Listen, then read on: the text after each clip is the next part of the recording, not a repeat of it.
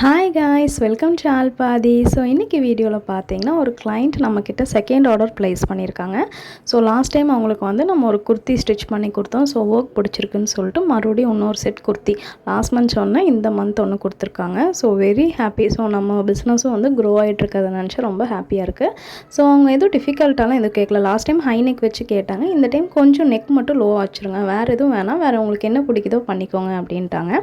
So நான் வந்துட்டு just ஸ்லீவ்ஸில் மட்டும் ஒரு சென்டரில் ஒரு டிசைன் கொடுத்து பண்ணலாம் அப்படின்னு சொல்லிட்டு மட்டும் பண்ணியிருக்கேன். மித்தபடி ஃபினிஷிங் வந்து அவங்களுக்கு நல்லா எல்லா கையிலையும் ஹேண்ட்லேயும் வந்துட்டு நீங்கள் லைனிங் கொடுத்துருங்க அப்படின்னாங்க. அப்புறம் பேண்ட் வந்துட்டு அவங்க எப்போவுமே பெலாசோ ப்ரிஃபர் பண்ணுவாங்க. ஸோ எல்லாமே ஸ்டிச் பண்ணிட்டோம்.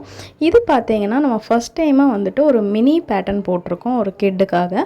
ஸோ அவங்க கொடுத்த துணி பார்த்தீங்கன்னா ஒரு பிளெயின் பர்பிள் கிளாத்து. ஸோ என்னடா பிளெயினாக இருக்கேன்னு நானே யோசிச்சுட்டு இருந்தேன். ஸோ அதில் வந்து குர்த்தி கேட்டிருந்தாங்க. ஸோ இது நார்மல் குர்த்தியில் நாளைக்கு வீடியோவில் பாருங்கள். கீப் வாட்சிங்.